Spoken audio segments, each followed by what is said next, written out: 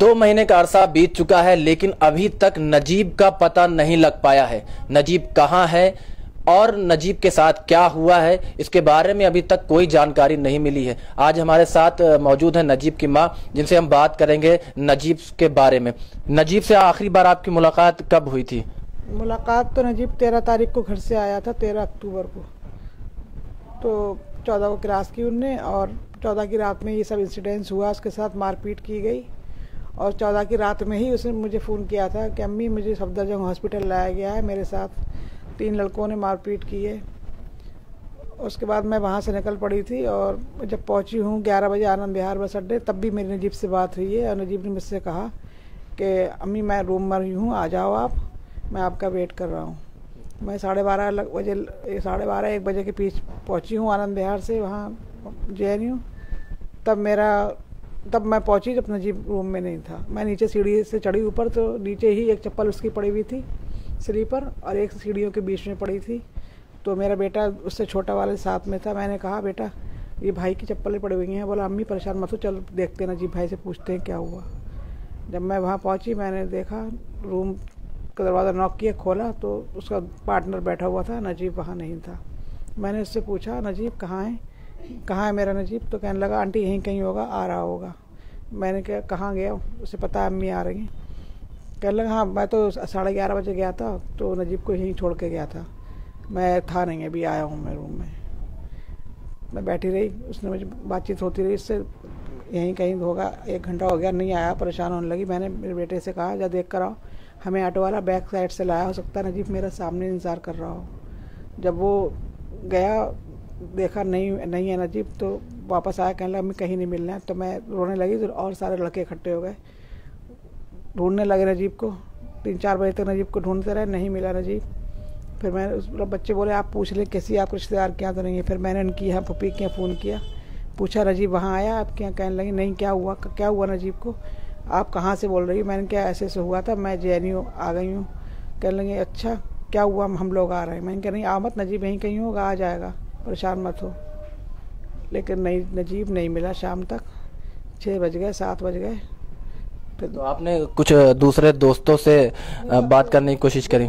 उसके मोबाइल में जो नंबर थे और जो मेरे पास उसके दोस्त थे, सबसे बात की मैंने, सबने मना किया नहीं हमसे नहीं बात हुई, हमारे पास नहीं आया नजीब। जहाँ मुझे लगता था उसके मोबाइल से मैंने फ़ोन किए थे, नजीब कहीं नहीं मिला। और जो कंडीशन मुझे पता चली थी उसमें, तो वो मुझे बुला रहा था, उसमें वो कहीं नहीं जा सकता था। तो आपको मालूम चला कि किन लोगों ने उसको मारा था? वो तो मुझे नजीब नहीं बताया था। सुनील, अंकित और विक्रांत, 3 लड़कों ने उसे रूम पे मारा था, बहुत बुरी तरह से मारा था।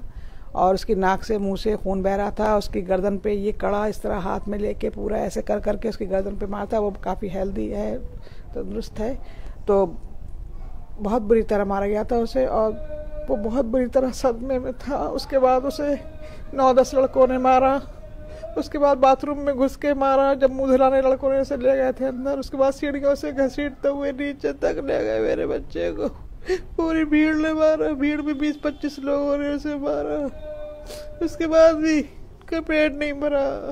उन्होंने उसे धमकियां दी रात में कि तुझे जान से मार देंगे, तुझे 72 उम्रों के पास पहुंचा देंगे, तुझे तेरा क्रियाक्रम कर देंगे। वार्डन से कहा सर आप कुछ मत करिए, इसका फैसला हम करेंगे, आप इसे कुछ मत कहिए, इसे हम सुबह तक खत्म कर देंगे, क्रियाक्रम कर देंगे, सुबह में इसकी बॉडी ले लेना। तो अभी प्रॉक्टर से वगैरह से किसी से बात हुई इस मामले में, कुछ हुआ इस पे? प्रॉक्टर ने कहा हम इसके जिम्मेदार नहीं है, हम वहाँ मौजूद नहीं थे, हम कुछ नहीं कर सकते। प्रॉक्टर ने तो हमसे यही कहा कि हम जहाँ मौजूद नहीं थे वहाँ हम कुछ नहीं एक्शन लेंगे, हमारी कोई जिम्मेदारी नहीं है बाहर क्या हो रहा है। हमने बहुत कुछ कहा कि एक FIR कर दीजिए, अपनी तरफ से पुलिस कह रही है आपने FIR नहीं की है। वो कहने लगा पुलिस कह रही है FIR पे FIR नहीं होती। मैंने तो मिसिंग की कंप्लेंट, मुझसे तो पुलिस वालों ने लिखने ही नहीं दी FIR का भी। मुझसे कहा आपको आपका बेटा चाहिए ना, तो आप 24 घंटे के अंदर हम आपको आपका बेटा देंगे, आप जैसा हम कह रहे हैं वैसा लिखती जाइए। उन्होंने मुझे किसी भी चीज का जिक्र नहीं करने दिया, जो मैं करना चाहती थी, लड़कों के नाम, मारपीट का जिक्र, चप्पलों का जिक्र, कहाँ कैसे पड़ी थी, कुछ नहीं लिखने दिया। मेरा बेटा उससे बार 6-7 बार कहा सर मुझे लिखने दीजिए मेरे भाई के साथ जो हुआ है। नहीं, आपको आपका भाई चाहिए वो हम ला के देंगे 24 घंटे के। आज 2 महीने हो गए मेरे बच्चे का कहीं पता नहीं। अगर उन्होंने पुलिस ने शुरू से ही ढंग से काम किया होता तो आज मुझे यहाँ इस दिन न देखना पड़ता। कहा यह भी जा रहा है कि नजीब जहनी तौर से माजूर था, उसका दिमागी संतुलन ठीक नहीं था, इसलिए वो गायब हो गया। ये वो लोग कह रहे हैं जो खुद जहनी तौर पे माजूर है। जिस बच्चे ने 4 यूनिवर्सिटी क्रैक की, JNU पहुंचा, वो माजूर इंसान पहुंच सकता है? अपने गिरेबानों में गले में मुंह डाल के देखें क्या वो सच कह रहे हैं? क्यों इल्जाम लगा रहा है किसी बेगुनाह पे? मेरे बच्चे बिल्कुल ऐसा नहीं था जैसा बदनाम कर रहे हैं। उनके खुद जहन खराब और गंदे हैं। वो इसे दूसरा मोड़ देना चाहते हैं, अपने हाथ झाड़ना चाहते हैं।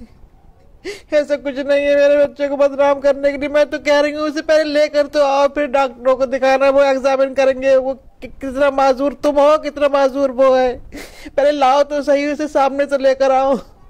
अभी ये आपने किन नेताओं के पास संपर्क किया नजीब को पता लगाने के लिए, तो क्या कहा उन्होंने? देखिए नेता किस नेताओं से, मैं तो जिनकी हुकूमत है उनके पास भी गई, वो कोई मेरी आवाज नहीं सुन रहा है। जिनके पास पावर नहीं है वो तो कुछ कर ही नहीं सकते, बस खाली खड़े ही हो सकते हैं।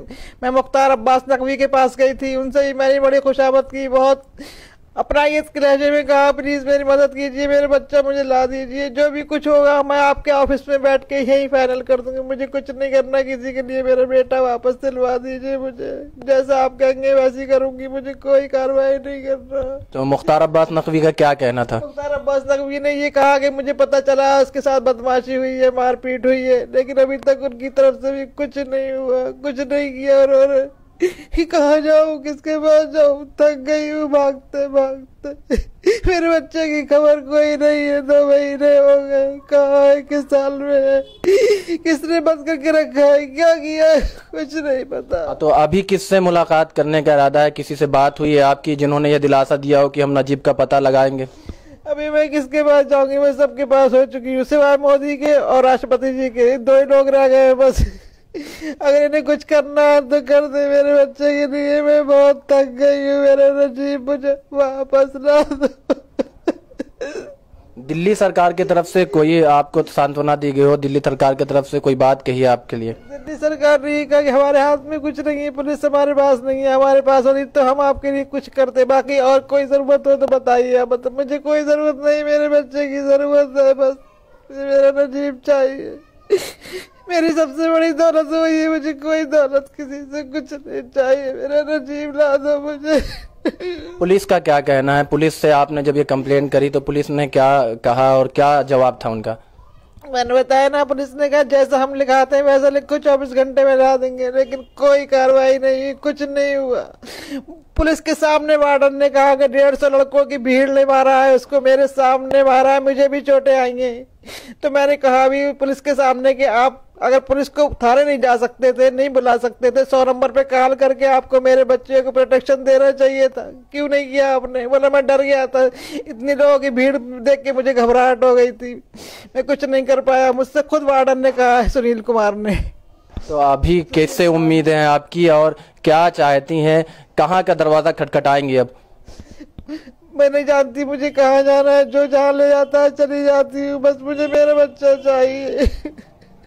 मुझे नजीब चाहिए, मुझे नहीं पढ़ाना, मुझे घर ले जाना है उसे। मैं घर जब भी जाऊंगी जब मेरा नजीब मिल जाएगा। 2 महीने हो गए मुझे यार, मेरे घर बार सब, मेरे बच्चे परेशान है, मेरे शौहर बीमार है, हार्ट पेशेंट है, रोज फोन करते हैं, कुछ पता चला क्या जवाब दूं? कुछ नहीं, क्या जाऊं? 2 महीने हो गए दूसरों के घरों पे पड़ी हुई हो, शर्मिंदगी होती है, कब तक पड़ी रहूं मेहमान बन के किसी के घर में। हम बात कर रहे थे नजीब की मां से, जिनका कहना है कि जिस तरह से उनको जब वो कंप्लेन करने गए तो पुलिस वालों ने कहा कि आप जो हम कह रहे हैं वो लिखिए और उसके बाद 1 घंटे के अंदर हम नजीब का पता लगा देंगे। उसके बाद तो वो मुख्तार अब्बास नकवी के यहाँ भी गई हैं, उनका दिलासा दिया उन्होंने कि हम इसको कर देंगे, लेकिन अभी तक कहीं से भी किसी तरह की मदद नहीं मिल रही है। वो कई संस्थाओं के पास भी गई हैं, लेकिन गवर्नमेंट की, सरकार की और पुलिस की उदासीनता के चलते नजीब का पता नहीं चल पा रहा है। दिल्ली से न्यूज़ एमएक्स के लिए कैमरामैन राजेश शर्मा के साथ रहबर हसनैन।